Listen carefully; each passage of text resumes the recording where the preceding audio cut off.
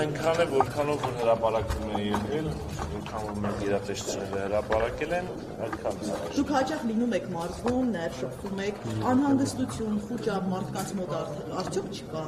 կապված գրակոչների հետ։ Ադրբեջանական կողմի նպատակը հենց խուճապ եւ անհանգստություն առաջացնելն է եւ իհարկե երբ որ գյուղի մոտ գրակում են, դա անհանգստացնում է բոլոր գյուղացիներին, դա բնական է, որ այդպես է կա։ Եթե տեսնում են երբեմն գնդակները գտնում են իրենց տանիքներին կամ տարբեր շինություններին, իհարկե դա անհանգստացնում է։ Բայց եթե արդեն գտնում են տանիքների շինություններին, դա նաև վտանգավոր է բացի անհանգստությունից, չէ՞։ Իհարկե վտանգ կա նման, առաջին անգամ չի, եղել է բարբերաբար ցավոք սրտի կրկնվում են այդպիսի դեպքերը, դատաձգաբանական, բալիստիկ մի շարք փորձաքննություններ են նշանակված, հարուցված են քրեական գործեր, որպեսզի պարզենք այդ գնդակների ուղղությունը որտեղից է եղել, ուղի նշանառությամբ եղել, թեկուզ է պատահական, թեկուզ է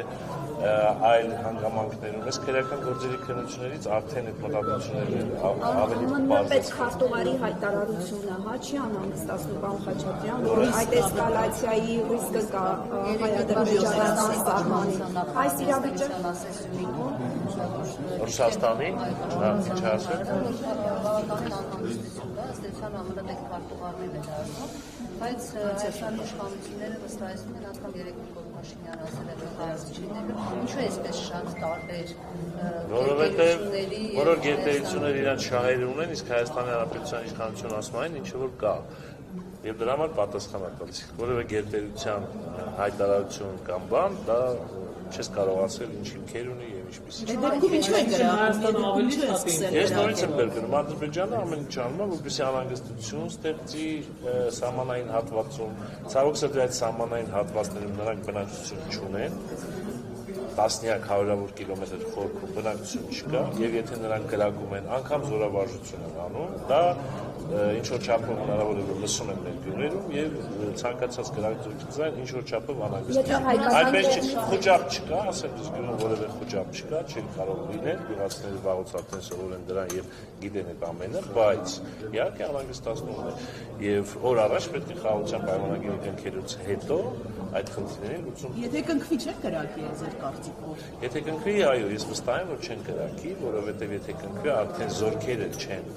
սահմանապահ գործառույթ իրականացնելու, այլ սահմանապահ գործառույթ իրականացնելու սահմանապահ զորքերը, երկուստեք իսկ նման պայմաններում մենք տեսնում ենք, որ այդպիսի դեպքեր չեն եղել։ Եթե հայկական կողմից համարժեք պատասխան լինի պարոն Խաչատրյան, արդյոք ադրբեջանական կողմը կշարունակի կրակել։ Հիմա դուք բարձրակույն հաց եք, դե իհարկե կգնա էսկալացիա, եւ չես կարող ասել այդ էսկալացիան որտեղ կանգնի։ Այնպես չի, որ հայկական կողմը այդ հնարավորությունները չունի պատասխան համարժեք գործողությունների դիմելու, բայց Հայաստանի Հանրապետության կառավարության դիրքորոշումը նաև խաղաղության պայմանագիրը ամեն կերպ պետք է հասցնել խաղաղության պայմանագրին եւ էսկալացիոն գործողությունները հնարավոր չէ, բայց նաև չեն տանում, որովհետեւ մեր զինված ուժերը բավականին adekvat եւ հավասարակշռված գործողություններ իրականացնում եւ որևէ էսկալացիոն գործողություններ Հայաստանի Հանրապետությունից հնարավոր չի սպասել։ Ռազմական էսկալացիայի նախերգանք չեք համարում։ Ոչ։ Երբ ասում եք, որ իրենց շահերին են, այսքան Ռուսաստանի կամ Միացյալ Նահանգների ինչ նկատում եք, որտեղ Ուկրաինայի խոսում են ինչ-որ համաձայնության։ Եկեք Ուկրաինա եւ այլը չխառնենք Հայաստանի Հանրապետության հետ։ Հիմա ասում եմ, խաղաղությունը այլընտրանք չունի։ Մեր երկու երկրների միջև դա լինելու է, խաղաղության պայմանագիրը լինելու է, դելիմիտացիա լինելու է,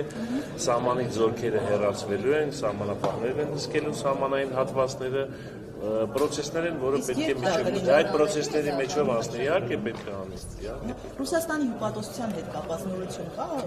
Ոչ, ճիշտ ասած նորություն չկա։ Դա է խնդիրը, որ Ֆրանսիան նախորդ նախարարը այցից հետո ասաց, որ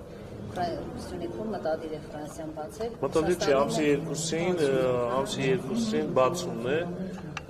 2-ին թե 3-ին, 2-ին որքան։ Այո, Ֆրանսիայի պատրաստության բացումն է Գորիս քաղաքում, ես անձամբ ներկայ եմ լինելու եւ մասնակցելու եմ։ Իսկ Ռուսաստանի դեպքում ինչու է խնդիրը։ Չեմ կարող, դա Ռուսաստանից հարցրեք եւ ԱԳՆ-ից։ Այսինքն Հայաստանի իշխանությունը չի այսպես համաձայնություն տալիս, ուզում ենք հասկանալ։ Չէ, բայց ինչի՞ նման։ Լավրովն էլ էստեղ ասաց, որ քննարկել ենք այդ հարցը, այնտեղ հպատոսություն բացելու։ Դե եթե քննարկել են, պետք է բացեն, էլ ինչու եք եզրակացնում Հայաստանի իշխանությունները ինչ որ խոչընդոտներ են 3 տարի